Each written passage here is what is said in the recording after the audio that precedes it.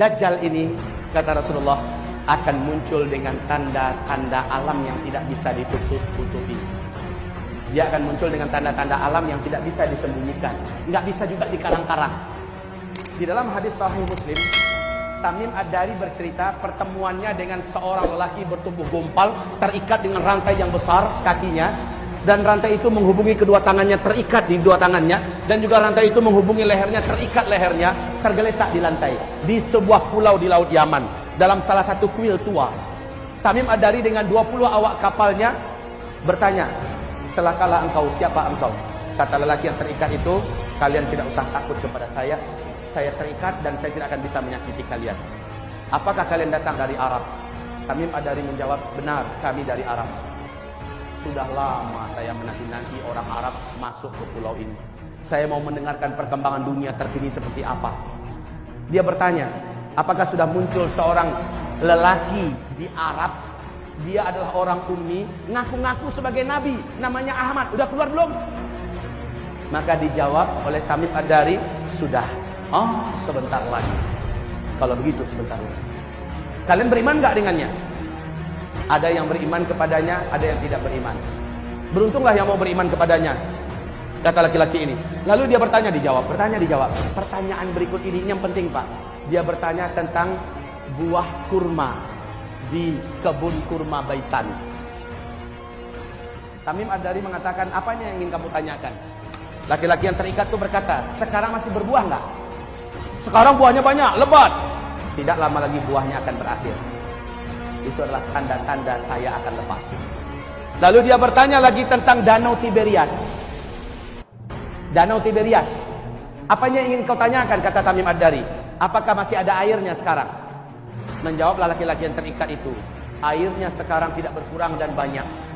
Laki-laki itu yang terikat ini berkata, tidak lama lagi danau ini akan mengering, tinggal tersisa sedikit. Saat itu saya lepas dan saya bebas. Ketahuilah oleh kalian, saya adalah Al-Masih, kata laki-laki yang terikat itu. Saya adalah Al-Masih. Dia tidak mau menyebutkan namanya lengkap, Al-Masih Dajjal. Dia hanya mengatakan, saya adalah Al-Masih. Ketika saya lepas, saya bebas, saya akan masuki seluruh kota-kota di muka bumi ini. Hanya 2 kota yang saya tidak berhasil masuk, yaitu Mekah dan Tibah, kata beliau. Ketika Tamim menceritakan ini kepada Nabi Muhammad dan dia menyatakan Islamnya, Nabi berkata kepada seluruh kaum muslimin yang ada di Madinah, ketahuilah oleh kalian, lelaki yang ada di pulau Laut Yaman itu, dia adalah Dajjal. Dialah Dajjal. Demi Allah, ciri-ciri yang aku ceritakan kepada kalian lengkap semua yang ada diceritakan oleh Tamim barusan kepada saya. Tibah yang dimaksud oleh lelaki Dajjal itu adalah Madinah ini.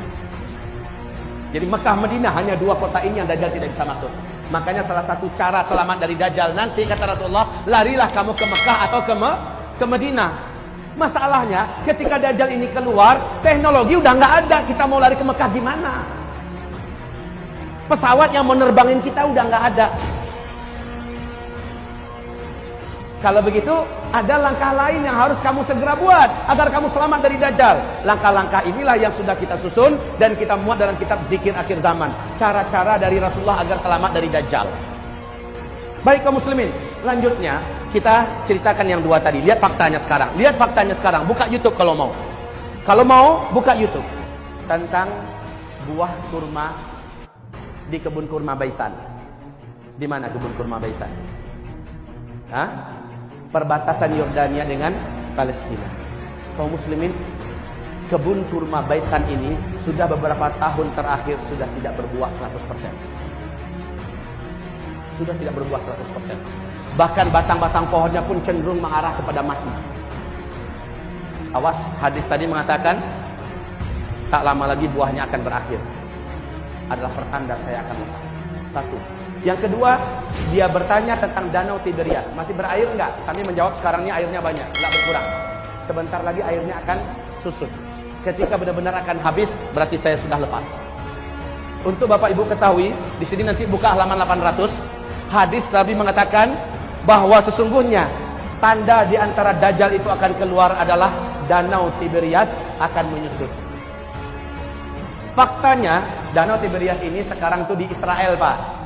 Sekarang letaknya di Israel, perbatasan dekat perbatasan dengan Lebanon. Danau Tiberias ini kaum muslimin, ini permukaan danau, ini dasarnya. Ya. Danau ini tidaklah dalam, hanya 45 meter saja. Hanya 45 meter saja, enggak dalam. Sejak bumi terkembang, danau ini belum pernah susut Pak airnya.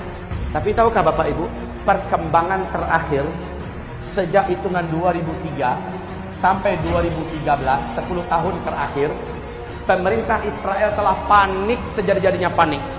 Sehingga diumumkan di televisi resmi mereka tentang kondisi Danau Tiberias. 10 tahun terakhir, Danau Tiberias yang kedalamannya hanya 45 meter telah menyusut 16 meter. 16 meter ini bukan sedikit, jumlah yang signifikan. Ya, jadi dari permukaan sudah susut seperti ini, 16 meter, lebih 30% loh Pak. Akhir 2013, dicek kondisi Danau Tiberias sekarang, bagian yang menonjol dari dasar danau sudah kelihatan seperti pulau-pulau kecil. Berarti semakin menyusut. Menjerit pemerintah Israel hari ini, ketakutan yang tidak bisa disembunyikan Pak. Sebab apa? Sebab Danau Tiberias ini sumber air satu-satunya bangsa Yahudi di Israel. Mereka tidak punya mata air yang lain. Mereka tidak punya sungai. Hanya ini sumber mereka satu-satunya. Dan ini terus menyusut, terus menyusut, terus menyusut. Kalau Bapak Ibu nggak percaya, buka YouTube. La haula wala quwata illa billah. Informasi ini akurat.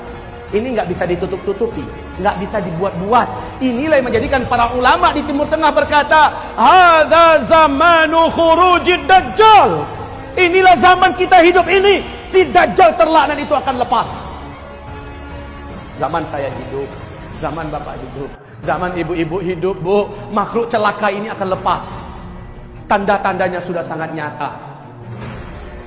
Ya Karim, ya wallahi, jangankan Bapak, saya saja kalau berjumpa dengan Dajjal, saya yakin tak tentu saya akan selamat. Ulama-ulama kita kalau berjumpa dengan Dajjal mungkin akan tanggal iman dari dada mereka, saking dahsyatnya makhluk celaka ini. Jadi Pak, makhluk ini akan lepas tak lama lagi. Kalau melihat tanda-tanda ini,